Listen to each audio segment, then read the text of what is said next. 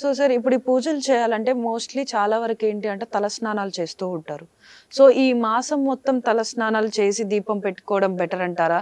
లేకపోతే తలస్నానం చేయకున్నా పర్లేదు? ఎందుకంటే మనకి ఈ మాసంలో ముఖ్యంగా అయితే నాన్ వెజ్ ఎవరు ఎక్కువగా తినరు. సో నాన్ వెజ్ తినరు కాబట్టి తలస్నానం చేయాల్సిన అవసరం లేదు అంటారా? ఇది కొందరు దీక్ష చేస్తారండి. ఇప్పుడు అయ్యప్ప స్వామి దీక్ష లాంటివి కొన్ని ఉంటాయి కదా, వాళ్ళు చన్నీళ్లతో తలస్నానం చేయడం వాళ్ళకి ఆనవాయితీ, వాళ్ళు పెట్టుకున్న నియమాల ప్రకారం అది వారి పద్ధతి. అయితే ఆరోగ్యపరంగా అందరికీ సహకరించకపోవచ్చు.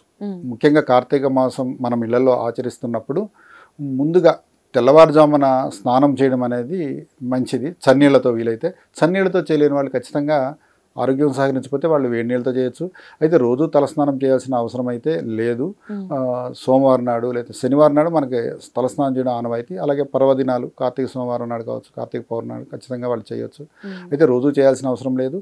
చన్నీళ్ళు వాళ్ళకి అనుకూలిస్తే చక్కగా చేయొచ్చు, కుదరకపోతే చక్కగా వేడి నీళ్ళతో చేయొచ్చు.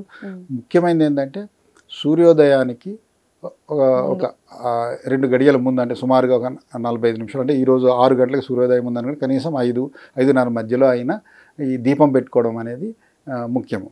ఇది ఒక ఆచరణకు సంబంధించింది.